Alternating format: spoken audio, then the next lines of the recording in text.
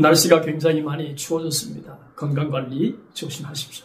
저도 오늘은 파카를 입고 진행하도록 하겠습니다. 퇴직 준비, 한 달 안에 준비하는 방법. 혹시 이런 방법이 있다면 얼마나 좋을까요? 죄송합니다. 말도 안 되는 기대를 말씀드렸습니다. 하지만 전혀 불가능한 것도 아니죠. 물론 돈 있는 사람들에겐 말입니다. 대한민국 거의 절대 다수에겐 신기루에 지나지 않는 헛된 상상일 뿐이죠. 안녕하세요. 은퇴살이 40년을 고민하는 고갈TV 이종범 소장입니다. 학교 다닐 때 성적표 받아보셨죠?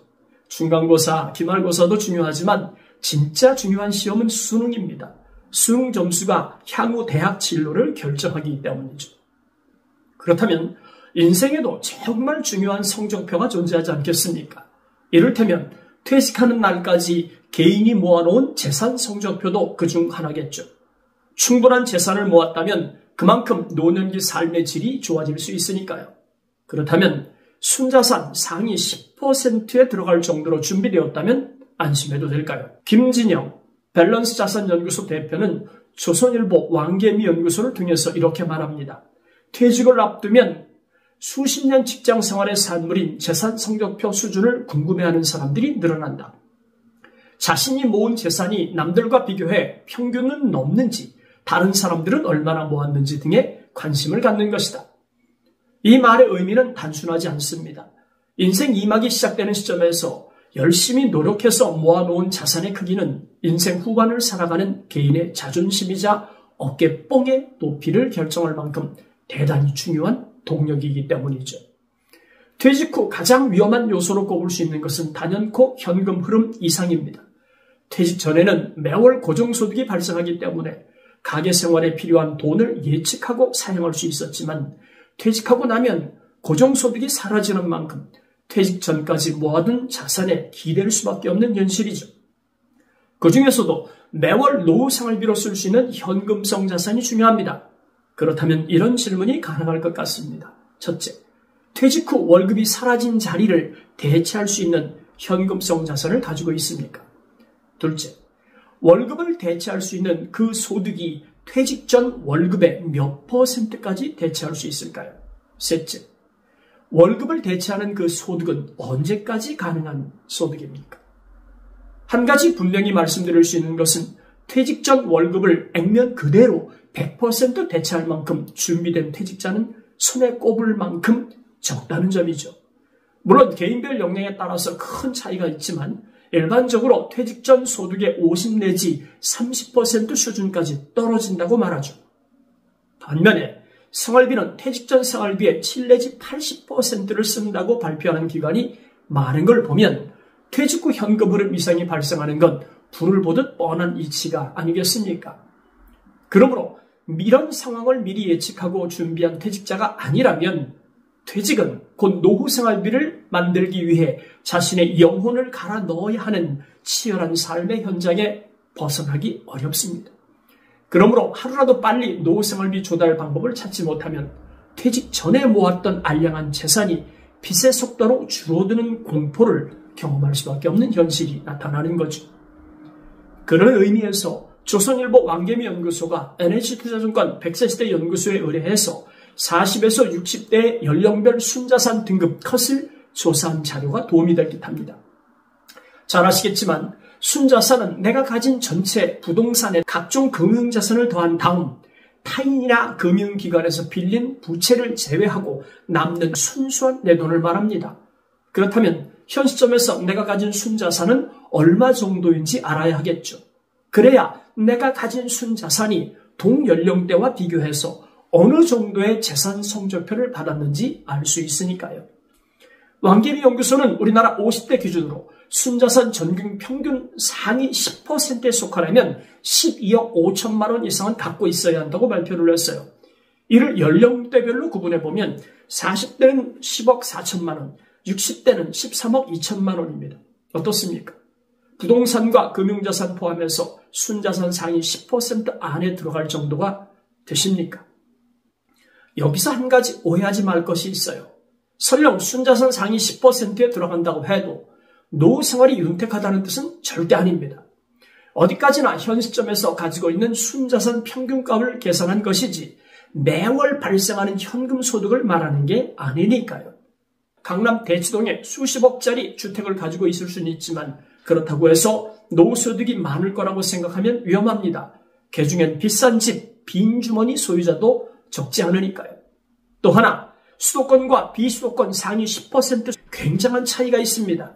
수도권에서 상위 10%는 순자산이 13억 5천만 원 이상이지만 비수도권 상위 10%는 8억 1천만 원으로 약 5억 4천만 원 정도의 격차가 나타나고 있으니까요. 그렇다면 왕예미 연구소에서 말하는 40대, 50대, 60대 순자산 평균액 얼마였을까요? 놀라지 마십시오. 40대 2억 9천만 원, 50대 3억 2천만 원, 60대 3억 1천만 원이었어요. 40대와 50대는 자녀 교육비는 물론이고 지출 씀씀이도 적지 않겠지만 60대는 조금 다른 상황이라고 볼 수 있습니다. 자녀들의 결혼까지 마무리된 상태에서 60대를 지나고 있다면 순자산 기준으로 평균 이상의 재산을 가졌다고 볼 수 있는 거죠. 이번에는 최상위에 포진한 순자산 부자는 도대체 어느 정도의 자산을 가지고 있을까요? 상위 5% 기준으로 40대 14억 2천만 원, 50대, 60대는 공이 18억 3천만 원이었어요.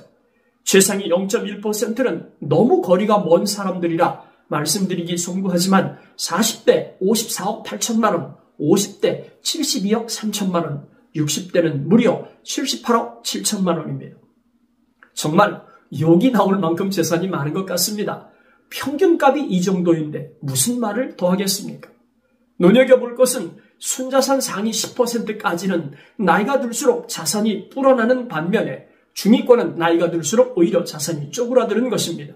이는 퇴직 이후에 소득이 끊긴 중간층이 생활비를 마련하기 위해서 자산을 계속 헐어서 사용하기 때문에 자산 감소 현상이 나타나고 있는 거죠. 60대 순자산 평균액이 3억 1천만 원인데 이를 자산 수명으로 환산하면 매월 300만 원씩 생활비를 사용한다는 가정으로 103개월이 지나면 그 자산은 모두 사라지는 구조입니다. 여기서 자산 수명은 퇴직 생활 자금이 유지되는 기간을 말하는데요. 퇴직하고 나서 자식이나 주변에 손 벌리지 않고 현역 시절에 모아두었던 돈으로 얼마나 버틸 수 있는지 알아볼 때 사용하는 재무적 기준입니다. 자산 수명이 기대 수명보다 짧으면 노후 빈곤에 빠질 위험이 커지는 거죠. 60대 기준으로 순자산이 3억 1천만 원이면 일하지 않고 자산으로 버틸 수 있는 기간은 대략 8.6년입니다. 기대 수명은 이미 84세를 돌파한 상황이죠.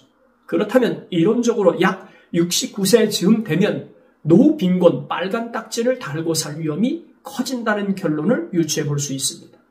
그러므로 상위 순자산 10% 등급허에 들었다고 안심하면 큰일 난다는 것을 예상할 수 있겠죠.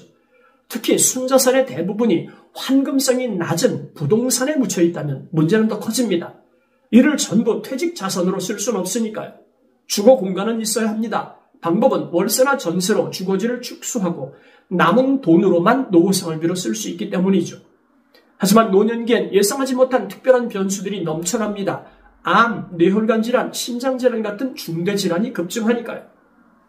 더하여 애지중지 키워서 시집 장가 보낸 자녀들이 사업 실패로 급전이 필요할 때 부모로서 외면하는 건 결코 쉬운 일이 아니거든요. 그래서 노후 자산은 부동산으로 갖고 있으면 위험합니다. 반드시 연금 자산으로 바꿔서 가지고 있어야 최악의 경우를 면할 수 있다고 은퇴 전문가들이 말하는 거죠. 집 한 채 달랑 가진 부동산 부자들의 경우엔 자식 농사를 어떻게 지었는가에 따라서 그 자산이 짐이 될 수 있으니까요. 그러므로 노후에 연금성 자산이 중요한 이유를 정리하면서 마치겠습니다. 첫째, 연금은 퇴직 후 철저하게 나를 위해 준비된 돈으로 자녀가 빼앗을 수 있는 돈이 아니란 점을 직시합시다. 둘째, 연금은 일을 하든 안 하든 상관없이 월급 받듯 내 통장에 찍히는 종신소득원입니다. 셋째, 연금은 퇴직 전에 부담스럽게 느껴지지만 퇴직하고 나면 죽는 그날까지 자식보다 나은 돈줄이자 생명줄이 될 수 있죠. 넷째, 연금은 노년기 삶의 질을 높이는 것은 물론이고 더하여 자존심을 지키며 살 수 있는 최후의 돈주머니 창고라는 점도 잊지 맙시다. 오늘은 순자산 상위 10% 퇴직자라고 해도 안심하면 안 되는 이유를 말씀드렸어요. 진짜 중요한 문제는 퇴직 후 순자산 성적표가 아니라 월급처럼 들어오는 소득 성적표라는 점을 잊지 맙시다. 오늘 영상 마치겠습니다. 감사합니다.